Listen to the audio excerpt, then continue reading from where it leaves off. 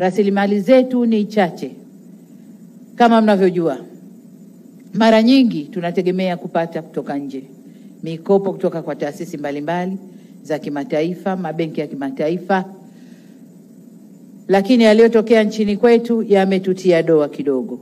Kwa hiyo huenda yakatupunguzia sifa ya kupata hiyo mikopo kwa urahisi kama tulivyopata muhula wa kwanza wa awamu hii.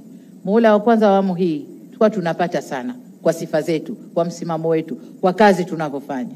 Lakini doa tulilojitia huenda likaturudisha nyuma. Kwa maana hiyo, tuna kazi ya kutafuta fedha humu ndani, kutumia rasilimali zetu alizotupa Mungu. Tutaangalia njia gani tutazitumia tupate fedha ili tukatekeleze miradi ile ambayo tunakwenda kutekeleza. Niishie hapa, lakini nimalizie kwanza kwa kuwapa pole. Kuwapa pole kwa kazi nzito ambayo iko mbele yenu. Lakini pia niwapongeze kwa kuaminiwa. Si kwamba ni wazuri kuliko wote kule ndani ya bunge, hapana. Vigezo vilikuwa vingi sana. Kwa hiyo nyinyi mmeibuka, na kama mtakavyojiona mko mchanganyiko hapa ndani.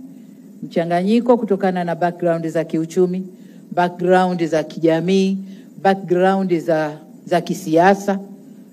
Mko mchanganyiko humo ndani.